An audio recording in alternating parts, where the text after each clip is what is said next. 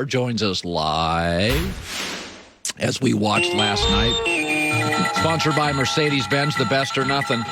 So, I said this, is that Kawhi Leonard as a great part of a team is fine. As the centerpiece, as the cake of the team, he's not as reliable as a D. Wade in his prime or a LeBron in his prime or a Kobe in his prime. I still think he has incredible value. Does he ever frustrate you? Would he frustrate you as a teammate? He's not verbal. He doesn't communicate. You're not quite sure what the injury is. Would that frustrate you? It definitely would. And you know what frustrates me more is I watch game 3 and 4 in L.A., and he's setting the sweep. That frustrates me more. This guy's arguably the top 5 player in the league. Do you think how valuable he'll be on the bench to, say, a Terrence Mann who's out there, who's a young guy in his first playoff series, how valuable he would be helping, giving instructions?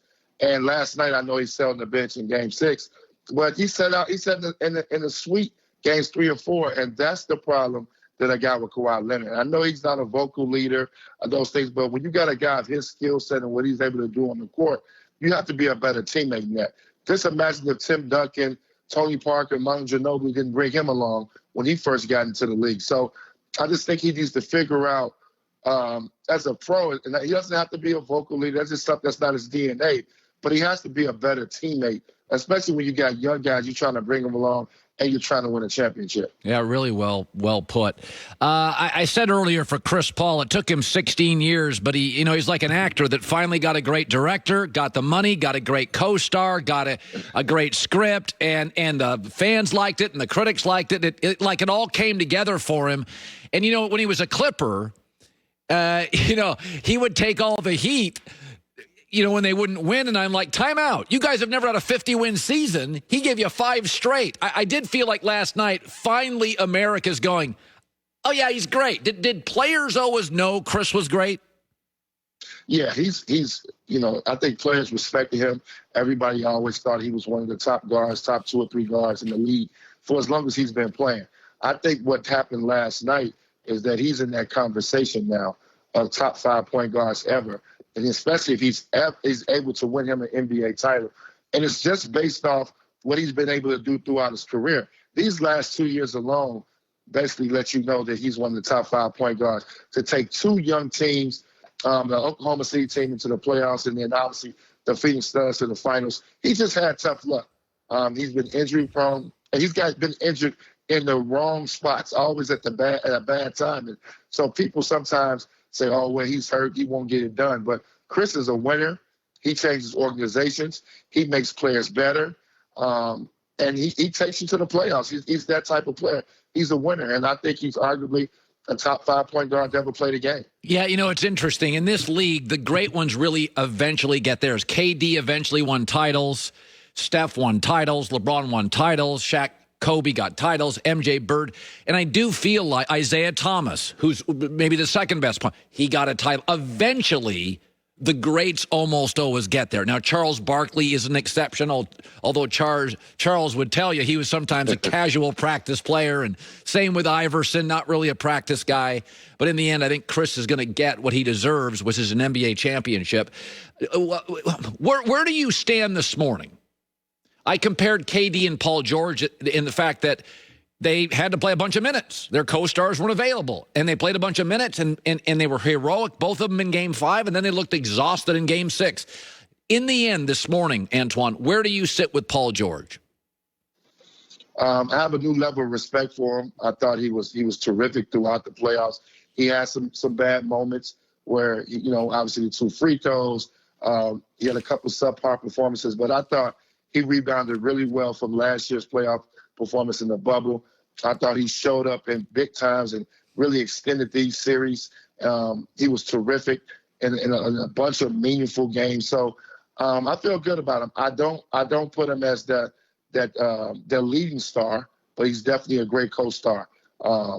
And I think he's ready to continually, if Kawhi can come back, and I don't know what he's going to do contract-wise, but I think they'll be right back in the mix. I think he's got over that little phobia in the playoffs. I think he played well enough in meaningful games to get over that hump. By the way, you are friends with Patrick Beverly, and he had an ugly moment at the end of that game last night. What's your takeaway on that moment?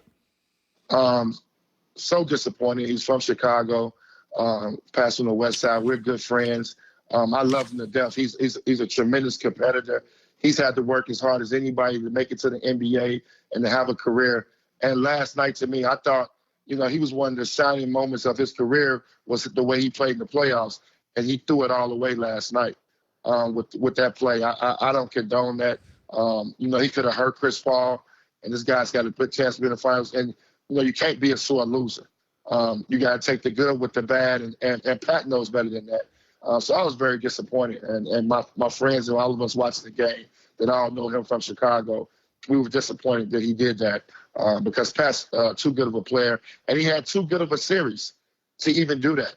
I think that's one of the series where he could have shook hands and felt good about himself and felt good about the team performance. But instead, he makes a bonehead and play like that. So I don't condone that.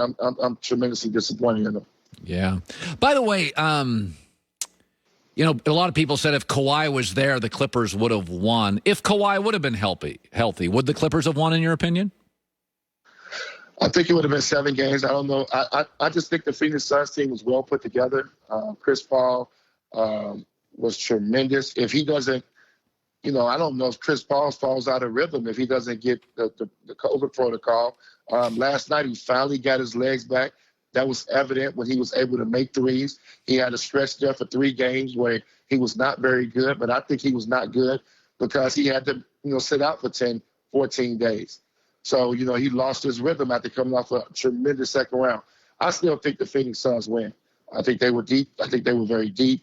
The young guys were playing at an incredible level, and I think Ayton was the difference. I don't think even if Kawhi plays, they can answer the difference in the middle. We haven't talked about Ayton. Nobody's talking about it, but he had a monster series. Yeah. No, DeAndre Ayton did have a monster series. And you know what? I'll say this. He likes being a big.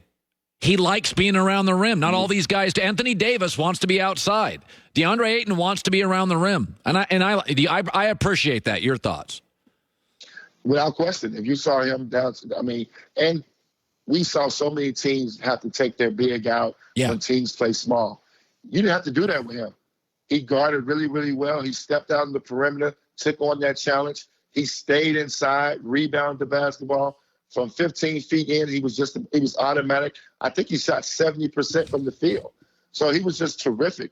And you got to give him a lot of credit for that. And Monty Williams for developing this guy and having the confidence in him to believe that he could play when teams go small. But just an unbelievable series. People got to give him his credit because he is one of the major reasons, if not the reason, why the Phoenix Suns are advancing to the finals. Good stuff. Antoine Walker, 3-time All-Star, NBA champ with the Heat in 2006. Great seeing you, bud.